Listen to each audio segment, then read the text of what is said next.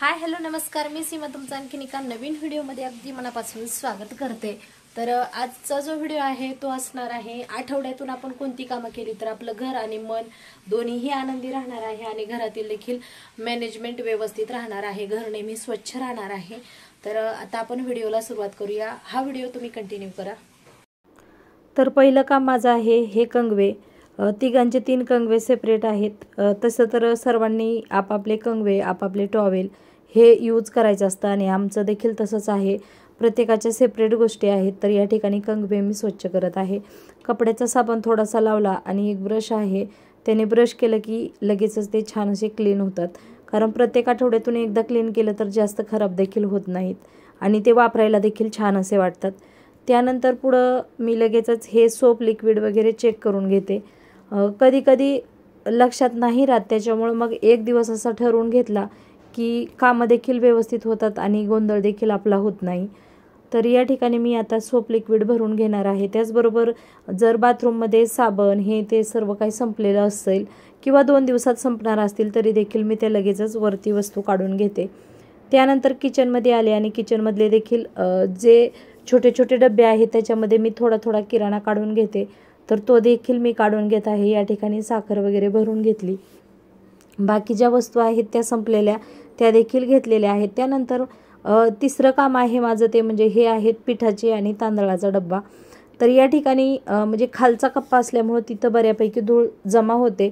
रोजच्या रोज तर आपण काही डब्याखाली साफ करू शकत नाही, कारण एवढं सर्व उचलणं हे ते किंवा मग ते रोजच्या रोज करायसारखं काम नाही, त्याच्यामुळे आठवड्यातून एकदा जरी केलं तरी पुरेसं आहे। झुरळ वगैरे होऊ शकतात, त्याच्यामुळे मग थोडीशी काळजी घ्यावीच लागते। तर खालचा कप्पा क्लीन केला, डबे बाहेर काढून ठेवलेत आणि कप्पा सुकत आहे तोपर्यंत हे जे इथं होती कडाप्याची रॅक आणि त्याला आम्ही छान असं फर्निचर करून ती पूर्ण पॅक करून घेतलेली आहे, जेणेकरून माझं काम देखील कमी झालं आहे। कारण खूप जास्त धूळ असली की मग मी जास्त डबे घासणं हे ते बऱ्यापैकी करत होती, परंतु आता 3 वर्षापासून माझं काम बऱ्यापैकी कमी झालं आहे। तर ते पूर्ण क्लीन करून घेतलं, कोलिनने व्यवस्थित स्वच्छ करून घेतलं। रोजच्या रोज करायची गरज नाही, कारण आपण जे हँडल वगैरे असतात त्याला हात लागून खराब होतं, त्याच्यामुळं मग कोलिनने क्लीन करून घेतलं। त्यानंतर कांद्या बटाट्याची जाळी ही देखील आठवड्यातून एकदा मी स्वच्छ करून घेते। जर जास्त खराब झालेली असेल तर घासून उन्हामध्ये सुकवून घेतली की छान ती चमकते, परंतु सध्या जास्त खराब झालेली नाही, त्याच्यामुळे मग फक्त मी कोलिनचा जो कपडा आहे त्यानेच पुसून घेत आहे, तरी देखील छान अशी निघते। तर कांदा लसूण व्यवस्थित आपण क्लीन करून ठेवला तर मग तो खराब होत नाही। जर लसूण एखादा खराब असेल आणि तसंच आपण जास्त दिवस ठेवलं तर बाकी लसूण म्हणजे तो त्याच्या ज्या कुड्या आहेत त्या एकदम सुकल्या जातात, म्हणजे तो लसूण मरला जातो। त्याच्यामुळे मग लसूण अधूनमधून मी क्लीन करून घेत असते। कांदे तर मग हे लाल कांदे आहेत, त्याच्यामुळे मग याला जास्त वेळेस क्लीन करावं लागते। गावठी कांदे खराब होत नाहीत सहजासहजी आणि हे लाल कांदे लगेचच खराब होतात, त्याच्यामुळे मग आठवड्यातून एकदा हे कांदे मला क्लीन करावं लागत आहेत। तर या ठिकाणी जो खराब झालेला कांदा आहे तो मी लगेचच बाजूला केला आणि पाटीमध्ये सर्व कांदे काढून घेतलेत, जेणेकरून मग कचरा इकडं तिकडं पडणार नाही आणि ते देखील छान असं क्लीन करून घेतलेलं आहे जाळी।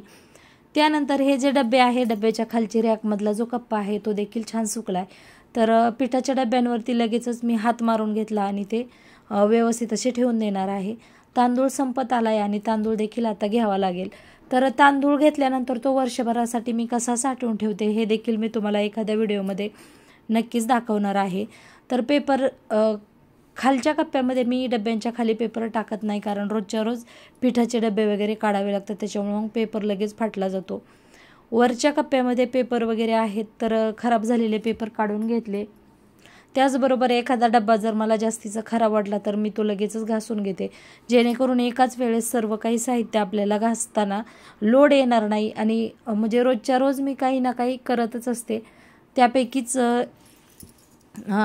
डब्बे असतील, फ्रीजमधले डबे किंवा स्टीलचे डबे वगैरे मी म्हणजे रोज एखादा तरी डब्बा माझ्याकडे क्लीन करण्यासाठी असतो।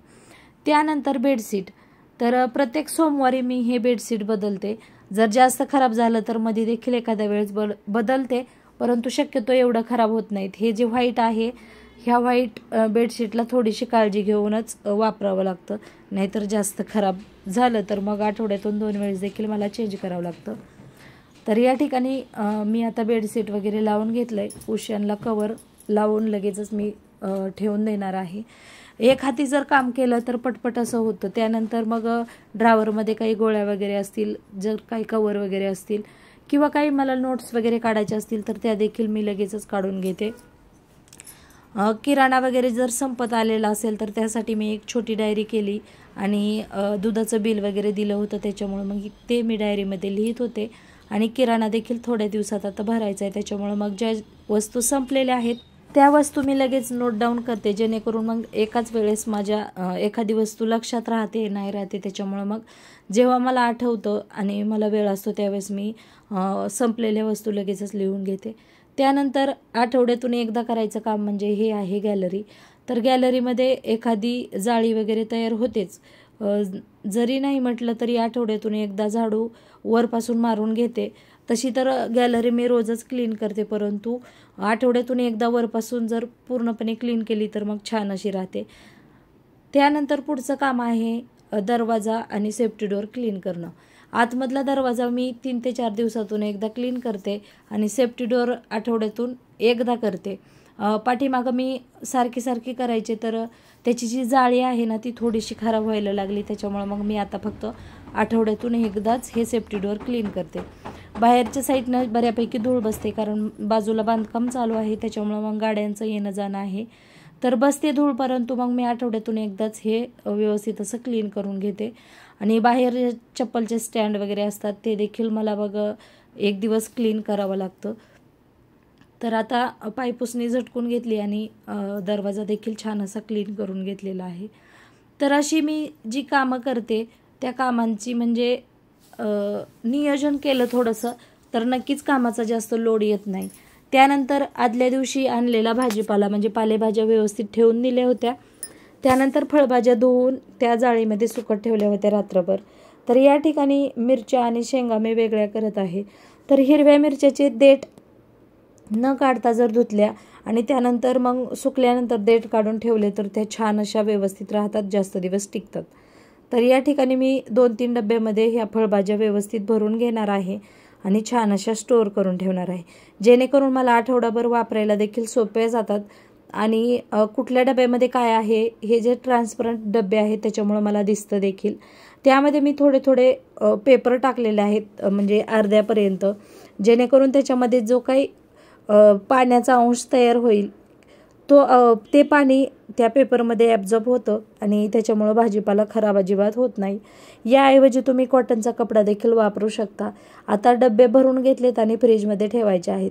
फ्रीजमध्ये थोडीशी गर्दी झालेलीच आहे, कारण साई देखील दुधावरची साठलेली आहे, तूप बनवायचं आहे. त्यानंतर 2 ठिकाणचं दूध येतं आहे, एक आमचं रतिबाचं दूध येतं आहे, पुन्हा कंट्री डिलाईटचं येतं आहे. तर 2 पातेले आहेत त्याच्यामुळं मग थोडासा जास्तीचा गोंधळ झालेला आहे. तर आजचा व्हिडिओ असा होता. जर तुम्हाला हा व्हिडिओ आवडला तर व्हिडिओला लाईक, शेअर आणि चॅनलला सबस्क्राईब